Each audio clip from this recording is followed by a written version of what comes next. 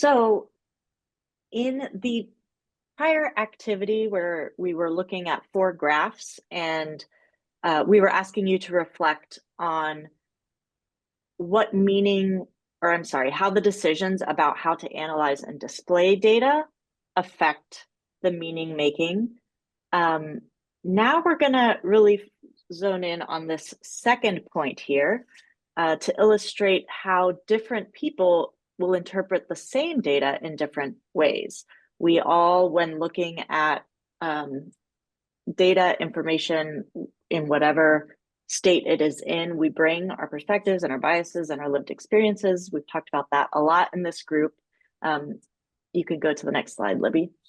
And so understanding that figuring out what data are telling us is not an objective endeavor. It's not an experience of trying to figure out what the truth with a capital T is in the data. Rather, we find it extremely valuable to bring multiple perspectives to collaborate in figuring out what data might mean, and together then have a more informed approach to deciding what's next.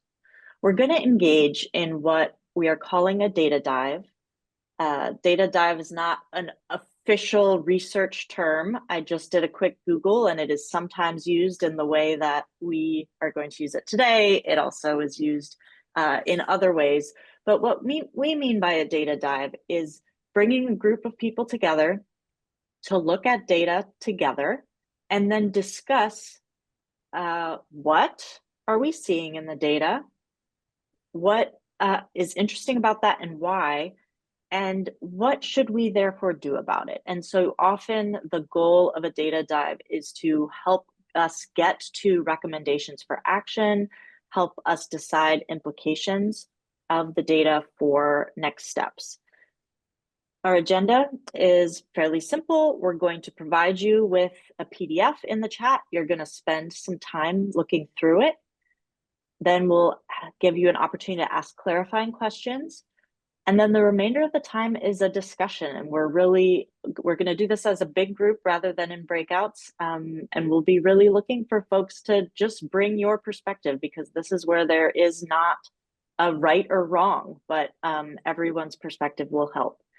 You are our first data dive for this high school listening project. We intend to do multiple. And so part of our analysis and interpretation process is to not just sit in a room as 3 people, Grace, Elliot, and Deborah, and figure out what all this great data has to say, but really to engage many different folks, including young people, and you all are our first group. So thank you. I guess click to the next slide, because I think that's actually what the next slide's about. You're contributing to a real project, a real stage of interpretation. So we did want you to know what we're going to do with what you share today. So we are recording this and taking notes. And like I said, we'll be doing multiple meaning-making sessions. What you share in today's discussion will contribute to our understanding of the data and the decisions about next steps. We may list you as a contributor in publications or presentations, but we will not connect your name specifically to anything you say without your explicit permission.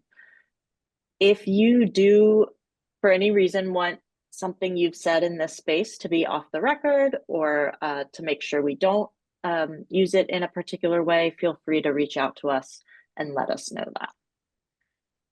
Any questions about what we're going to be doing? Okay, we hope that this is a model. It is real, so it's not just practice, but we also hope it's a model that you might be able to adapt a similar process in your own settings. And afterwards, we'll debrief a little bit and talk about how that might work. So as I'm going to hand this off to Grace now to just present to you the data dive document, which we're calling a data brief. That's a lot of words, a lot of use of the word data.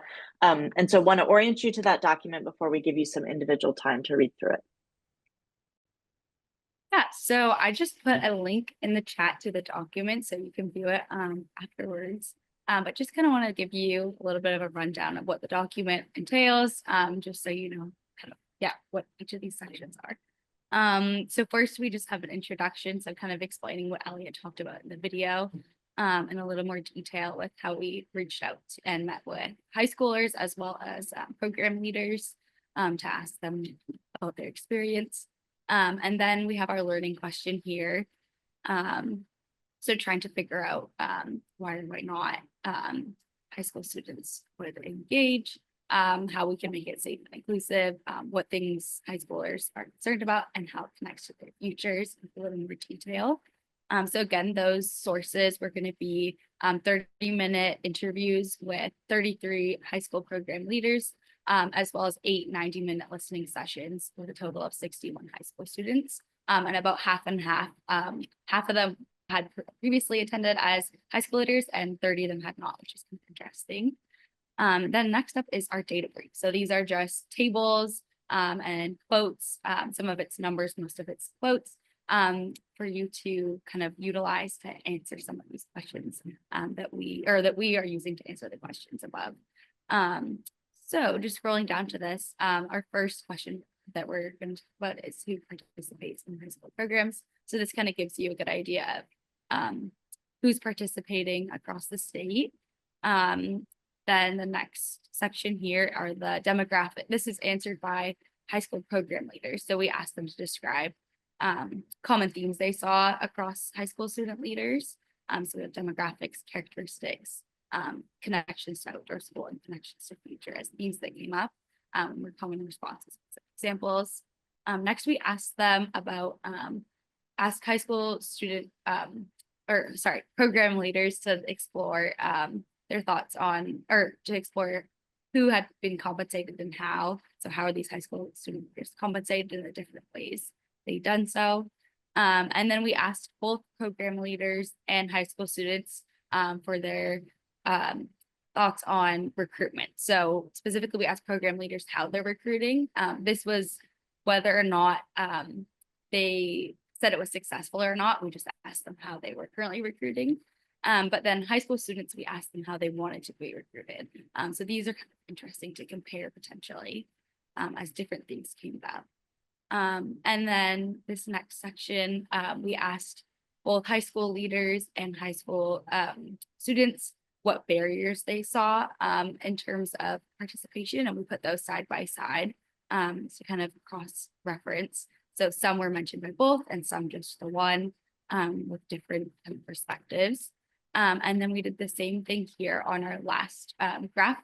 And then, oh yeah, so sorry, one of them should be barriers and one of them is reasons for participation. So the first one's the reason for participation and this bottom is barriers.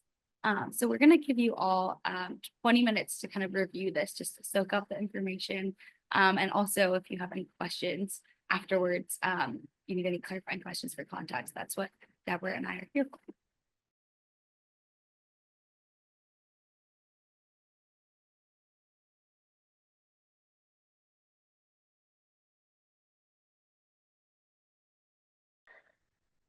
I'd like to start the data dive by just asking if you have any clarifying questions. As you read the brief, did you have any sort of nuts and bolts questions about the data, where it's from, what our methods were, how it's presented?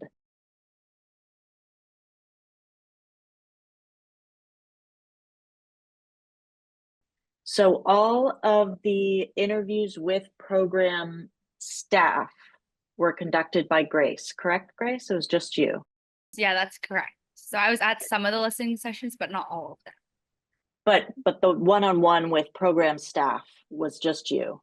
Mm-hmm. And then the listening sessions with high school students was more varied. We always had at least 2 people there and sometimes 3. Mostly from our OSU team. We did engage a few partners to help. And in all cases, we had a hosting partner who had relationships with the students, who helped organize and often were present for the group as well. Any other clarifying questions? Well, great. And I should say we just did one more listening session that has not made its way into this brief. And we are working on one or two more. So data collection is wrapping up, but not quite done. How many different high schools were represented in the listening sessions? That's a great question. And we don't have the answer to that.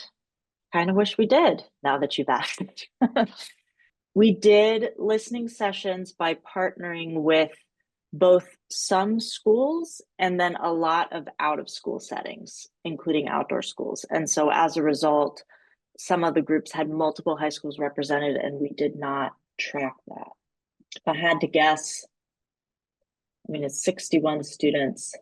I mean, definitely at least a dozen, but maybe even closer to 30 high schools were represented.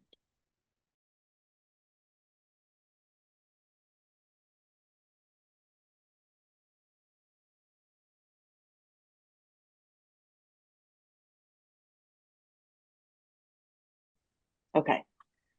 Let's take one breath because we're going to transition from doing the data dive to just debriefing the experience a little bit. So, however, you can kind of reground yourself in your body.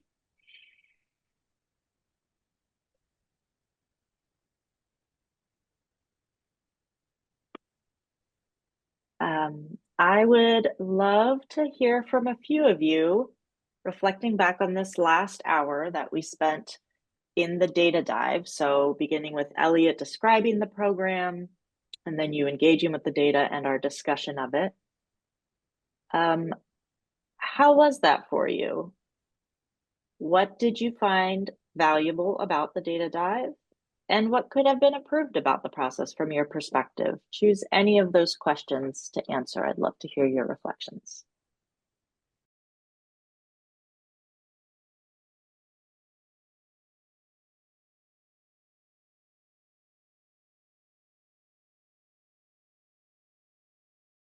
As a member of this team, I just want to thank you all so much that you put the data in a context that's so valuable, in that some of you are actually running high school programs, some of you are parents of high schoolers, and that perspective makes the interpretation of the data that much richer than what we could do without you. So thank you for participating.